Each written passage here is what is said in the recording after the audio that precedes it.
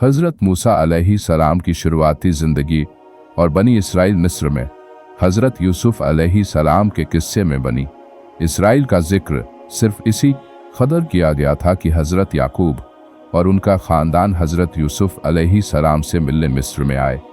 मगर उसके सदियों बाद फिर एक बार कुरान करीम बनी इसराइल के वाक़ये तफसील के साथ सुनाता है, जिनसे मालूम होता है कि बनी इसराइल हज़रत यूसुफ अलैहिस्सलाम के ज़माने वे मिस्र ही में बस गए थे। तौरात से और तफसील मालूम होती है, और यह भी कि हज़रत यूसुफ अलैहिस्सलाम ने फ़िरौन से अपने बाप और ख़ानदान के लिए अर्ज़ जाशान गोशन तलब की, जो फ़िरौन ने खुशी खुशी उनके सुपुर्द कर दी। बहरहाल इन तफसीलों से यह बात साफ़ हो जाती है कि बनी इसराइल हज़रत यूसुफ अलैहिस्सलाम और हज़रत मूसा अलैहिस्सलाम की दरमियानी सदियों में मिस्र में आबाद रहे और उनकी तादाद लगभग 6 लाख हो गई थी। नेशनल ज्योग्राफिक जनवरी 1078 के मुताबिक ये 600 ख़ानदान यानी 15,000 लोगों से कुछ कम ही हो सकते हैं।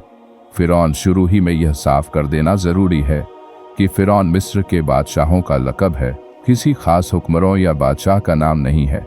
तारीख़ी एतबार से 3000 साल कब्ल मसीह से शुरू होकर सिकंदर आज़म के ज़माने तक फ़िरौनों के 31 ख़ानदान मिस्र पर हुक्मरा रहे हैं। अल्लाहु आलम। हज़रत मूसा अलैहिस्सलाम के ज़माने में मिस्र का हुक्मरा फ़िरौन कौन था और उसका क्या नाम था, यकीन के साथ नहीं कहा जा सकता, इसलिए यहाँ फ़िरौन को उस वक़्त के मिस्र का हुक्मरा शासक समझा जाए।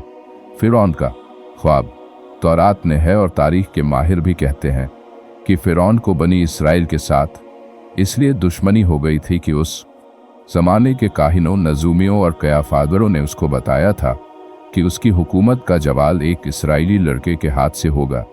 और कुछ तारीख़ी रिवायतों में है कि फ़िरौन ने एक भयानक ख्वाब देखा था, जिसकी ताबीर दरबार के ज्योतिषियों और काहिनों ने वहीं दी थी, जिसका जिक्र गुज़र चुका है।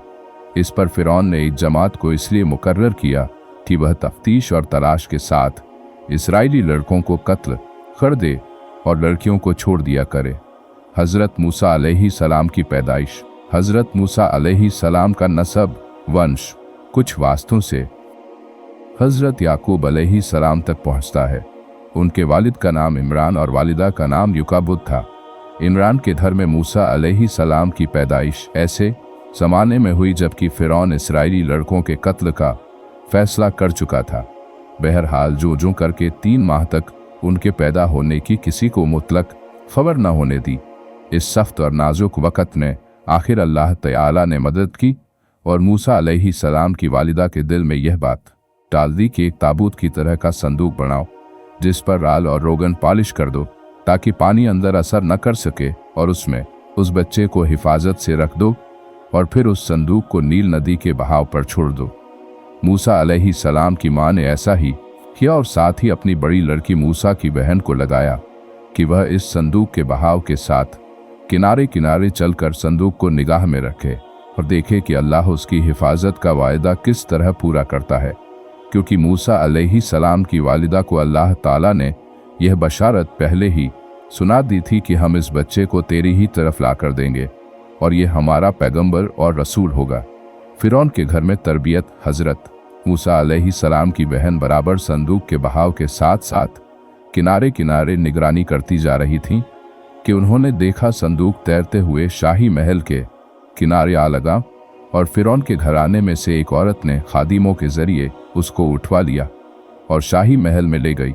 हज़रत मूसा अलैहिस्सलाम की हमशीरा बहन ये देखकर बहुत खुश हुई और हालात की सही तफसील मालूम करने के लिए शाही महल की नौकरानियों में शामिल हो गई।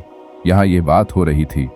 उधर हज़रत मूसा अलैहिस्सलाम की वालिदा लतीफ़न रोवी के इंतज़ार में आंखें फैलाए हुए थीं कि लड़की हज़रत मूसा की बहन ने आकर पूरी दास्तान कह सुनाई और कहा कि अब तुम चलकर अपने बच्चे को सीने से लगाओ और आंखें ठंडी करो और उसका शुक्र अदा करो कि उसने अपना वायदा पूरा कर दिया।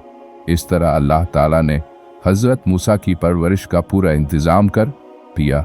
मूसा अलैहिस्सलाम का मिस्र से निकलना।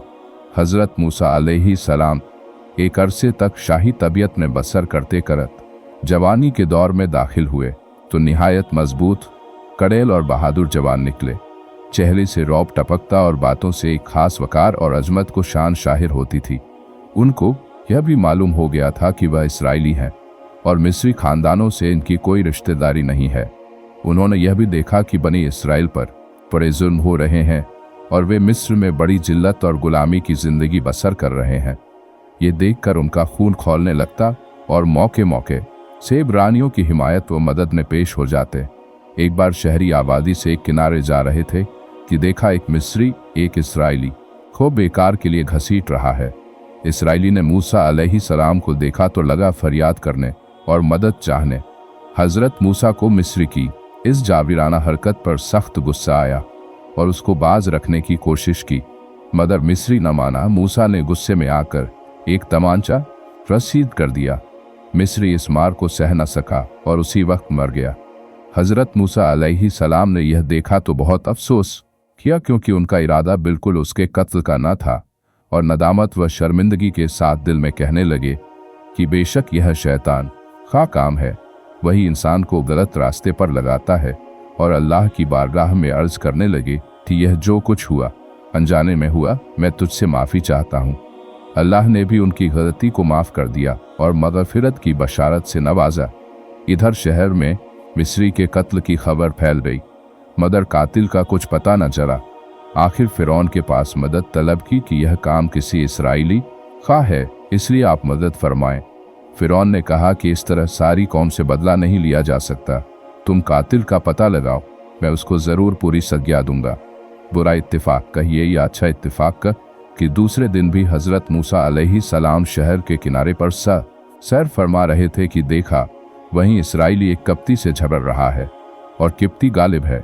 मूसा अलैहिस्सलाम को देखकर कल की तरह उसने आज भी फरियाद की और मदद चाही।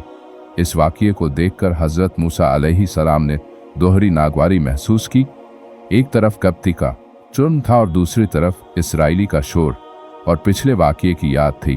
इसी झुंझलाहट में एक तरफ मिस्री को बाज रखने के लिए हाथ बढ़ाया और साथ ही इस्राएली ही को झिड़कते हुए फरमाया, इनका समा भी नमीन तो ही बेशक खुला हुआ गुमराह है, यानी ख्वाम खाही झगड़ा मोड़ लेकर ताद व फरियाद करता रहता है। इस्राएली ने हज़रत मूसा अलैहिस्सलाम को हाथ बढ़ाते और फिर अपने मुताबिक नागवार और कड़वे अल्फाज कहते सुना, तो ये समझा कि यह मुझको मारने के लिए हाथ बढ़ा रहे हैं और मुझको पकड़ में लेना चाहते हैं। इसलिए शराब भरे अंदाज में कहने लगा, जिस तरह कल तूने एक जान कप्ती को हलाक किया, उसी तरह आप मुझको कत्ल कर देना चाहता है। कुरान 28:19 मिस्री। फिर जब यह सुना तो उस वक्त फ़िरौनियों से जाकर सारी दास्तां कह सुनाई। उन्होंने फ़िरौन को इत्तिला दी कि मिस्री का कातिल मूसा है। फ़िरौन ने यह सुना तो जल्लाद को हुक्म दिया कि मूसा को गिरफ्तार कर हाजिर करे। मिस्रियों के इस मजमे में एक मुअज्जज़ शहरी वह भी था जो दिल व जान से हज़रत मूसा से मोहब्बत रखता और इसराइली मजहब को जानता था। ये फ़िरौन ही के ख़ानदान का आदमी था और दरबार में हाजिर था। उसने फ़िरौन का यह हुक्म सुना तो फ़िरौनी जल्लाद से पहले ही दरबार से निकलकर दौड़ता हुआ हज़रत मूसा की खिदमत में हाजिर हुआ और उनसे सारा किस्सा बयान किया और उनको मशवरा दिया कि इस वक्त मसलहत यही है कि खुद को मिस्रियों से नजात दिलाइए और किसी ऐसे मकाम पर हिजरत कर जाइए जहां उनकी पकड़ ना हो सके। हज़रत मूसा अलैहिस्सलाम ने उसके मशवरे को कबूल फरमाया और अर्ज़े मदयन की तरफ खामोशी के साथ रवाना हो गए। इंशाअल्लाह अगले पार्ट 2 में हम देखेंगे हज़रत मूसा अलैहिस्सलाम की शुएब अलैहिस्सलाम से मुलाकात और उनकी बेटी से आपका निकाह। अल्लाह ताला हमें अमल करने की तौफीक अता फरमाए और प्यारे नबी के तरीकों पर चलने की तौफीक अता फरमाए। आमीन। उम्मीद करता हूँ कि आपको हमारी वीडियो पसंद आई होगी। अगर वीडियो पसंद आई तो वीडियो को शेयर करें और मज़ीद इस तरह की वीडियो देखने के लिए हमारे चैनल को सब्सक्राइब भी करें।